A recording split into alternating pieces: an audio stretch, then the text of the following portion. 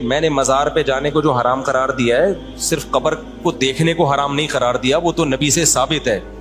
نبی اپنی والدہ کی قبر پہ گئے ہیں، اللہ نے آپ کو اجازت دی، اور ہم سید الانبیاء کی قبر پہ جاتے ہیں۔ اگر قبروں پہ جانا ہی حرام ہو جائے تو وہ یہ تو اس کے تو قرآن و سنت میں کوئی دلیل نہیں ہے، تو صحابہ تابعین سے ثابت ہے۔ میں نے مزار پہ اس طرح جانا جس طرح بدعتی لوگ جاتے ہیں، وہاں جا کے قوالیاں کرتے ہیں، سردے کرتے ہیں، طواف کرتے ہیں، بدعتیں کرتے ہیں، اس طرح سے مزاروں کی زیارت حرام ہے۔ مطلق زیارت کو حرام نہیں قرار دیا۔ میرے خلاف آج کل بہت سے لوگ کلپ بنا رہے ہیں کہ دیکھو فلاں کی قبر پہ کھڑا ہو کے دعا مانگ رہا ہے، ایک طرف کہتے ہیں مزار پہ جانا حرام ہے۔ تو ہم نے کب کہا کہ یہ والا جانا حرام ہے؟ دوسرا، مندر میں عبادت کے لیے جانا حرام ہے، وزٹ کے لیے کہ ہو کیا رہا ہے، وہ تو کہیں بھی آدمی جا سکتا ہے۔ نہیں ہے بات سمجھ میں؟ کسی ضرورت سے تو جا سکتا ہے نا۔ سینما گھر میں کیا ہوا، آپ کا بچہ تلاش کرنے گیا سینما گھر میں، ضرورت ہے نا۔ اب کوئی کہہ رہا ہے مفتی صاحب نے فتویٰ دیا سینما گھر میں جانا حرام ہے۔ او بھائی، فلم دیکھنے کے لیے جانا حرام ہے، کوئی ضرورت ہو تو جانا کیا ہے؟ آپ کا بچہ گم گیا وہاں پہ، دیکھنے کو فلم تو نہیں دیکھ رہا، وہاں تو فرض ہے جانا۔ تو ایسے ہی مندر پہ جانا کسی اچھے میسج کے لیے، اچھے مقصد کے لیے، وہ اچھا مقصد یہ تھا انڈیا والوں کو پیغام دینا تھا کہ دیکھو تمہارے مندر یہاں پہ محفوظ ہیں۔ مندر میں پنڈت جی سے انٹرویو لیا ہم نے کہ بھائی آپ کو کوئی عبادت سے روکتا ہے؟ انہوں نے کہا نہیں روکتا۔ کتنا اچھا میسج گیا۔ بہت سے ہندوؤں کے کمنٹس آئے کہ ہمیں تو پتہ ہی نہیں تھا کہ پاکستان میں مندر بھی ہیں۔ تو اس میسج دینے کے لیے، تاکہ وہاں مسلمانوں پہ ظلم نہ ہو، وہاں بھی مسجدوں کی حفاظت ہو، اس میسج کو دینے کے لیے جانا تو فرض ہے، میں سمجھتا ہوں۔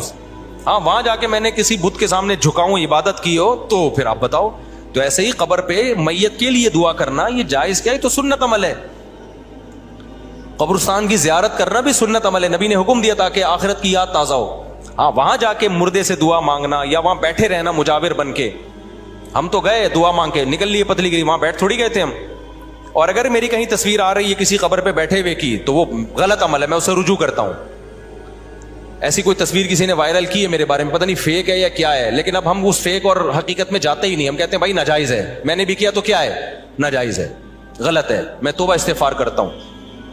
تو کیونکہ اب فیک ثابت کرنے کے لیے پھر لمبی چوڑی تقریر ہے، تو آسان راستہ ہے بھائی صحیح ہے، ناجائز ہے، ختم۔ میں نے کب کہا کہ میں فرشتہ ہوں؟ بھائی ناجائز عمل ہے، اور میں رجوع کر رہا ہوں اور بتا رہا ہوں کہ میں توبہ استغفار کر رہا ہوں، یہ ناجائز عمل ہے۔ سمجھتے ہو کہ نہیں سمجھتے؟